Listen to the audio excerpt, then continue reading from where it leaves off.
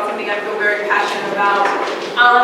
I basically just hope that if you walk away with anything from today, you at least feel a bit more encouraged to talk about some things that you feel are important, and to use this time to not only fortify our bond as a learning support team, but you feel like this is a safe space to share your ideas and to share knowledge and to share with each other, because I feel like I've benefited enormously from the people on my team, and had I not had the time and space to learn and grow and share with them, I don't think that I would feel good about my skills. So I think that we should feel like learning support time together is valuable, and that we are safe in this space to venture off and do things a little bit differently, to talk about things a little bit that usually would make us feel uncomfortable.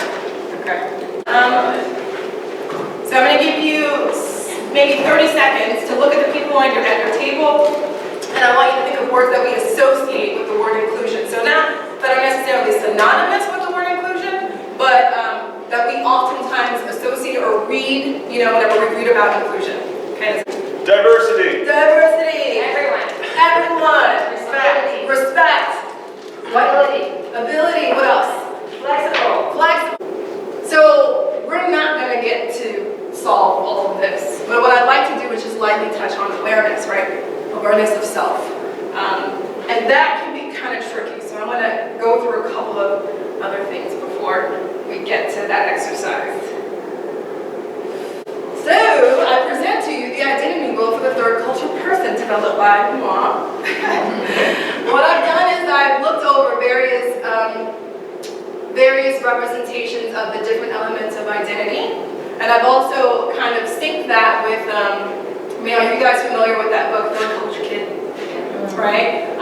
And there's some mention of the cultural iceberg, which presents the different cultural elements that third culture kids bring.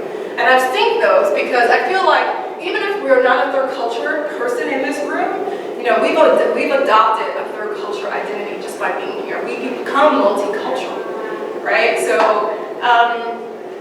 what I'd like for us to do is a small exercise where we reflect on the elements of culture that are important to us. Now, my argument here is that as a teacher, we have the ability to mold what is experienced here for our students.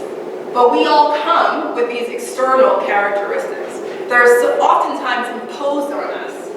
A friend of mine who's a consultant in this field, she wanted me to just emphasize that profession is something we choose, right? So with these identity markers, typically we do not choose these things, we wear these things, right? They're imposed on us, but I mean, those of us who've been teaching long enough, we know that we kind of wear this. We wear the teacher, right? Both kids will value. You don't want to leave that.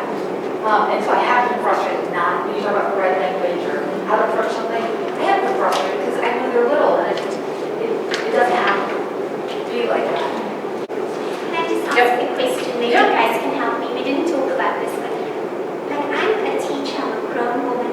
But when I encounter, now I know it's called colorism. I didn't know that before.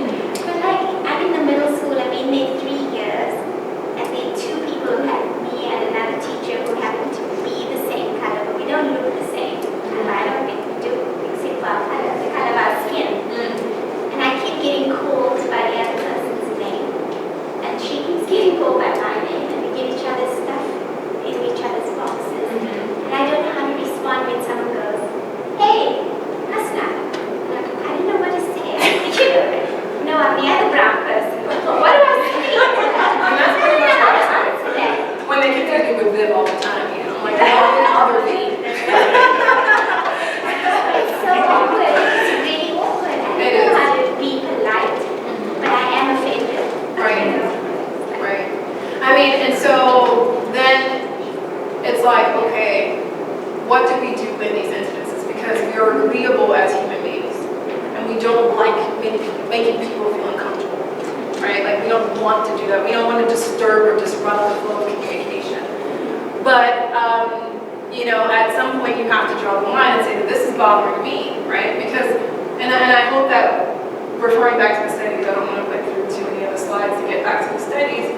the other race, in fact, is something that is currently being supported by developmental psychologists who are saying that, like, it is something that just happens, right? When people have been exposed to one look, they process, these babies were processing these faces and could not process other faces and match them to sounds that display happiness or sadness.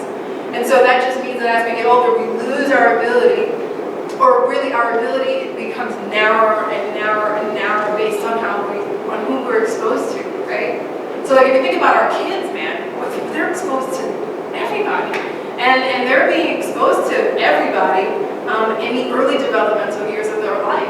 So they're not going to have the problems that our colleagues perhaps may have right now. But I mean, it kind of all depends, right? Depends on what it is we're talking about. Maybe they won't have the issue of not being able to process or register different people based on color or race, but maybe conversations about homosexuality might challenge them, or classes that will challenge them because they're, like our kids are entitled, they are privileged. And so working with kids who don't have the same access to power that they do might be a challenge for them, right? Move on to the next slide, which is kind of like our last. So what I put on your tables is a list of constructive responses, right? And so this is just, this is like, hey, I'm a teacher too. You want something to go back home with, go back to your classes with, go back to your conversations with your classroom teachers with, and it's something for you to put in your back pocket the next time you're challenged, right, by any of the common responses to some type of awareness, bias awareness. And also, these are ways that you can facilitate conversation with your kids, right? Because that's what we really care about. It's like, how do I manage when I'm working with kids? How do I get them through these hard conversations? And so saying things like, oh, that's interesting, tell me more about that. Why do you think like that? Because the objective is not to shame them. We don't want to shame kids, right? So too often, a kid will say something about, like, I hate girls or something, right? And we don't want to say, no, you better love girls. Your mother's a girl, you better love them. We don't want to shut them down, right? We want to actually give them an opportunity to learn in our learning spaces, right? And so we invite them to have more conversation about it, right? And I think we could also do that with inviting other students in the class to talk about it. Hey guys, Danny over here said that he hates girls. I know his mom drops him off to school every single day and gives him a big old kiss. How do we feel about that? What do we have to say about that? And making it an opportunity for all the kids to have a discussion about it so that they can learn from each other. We all know that our kids learn better from each other than they do from us, right? These are great ideas on how to set some ground rules, right, for those kinds of conversations, and I think this happens more in middle school and on up, right? Like, you want to encourage the kids to make I statements when they're talking about things that are difficult.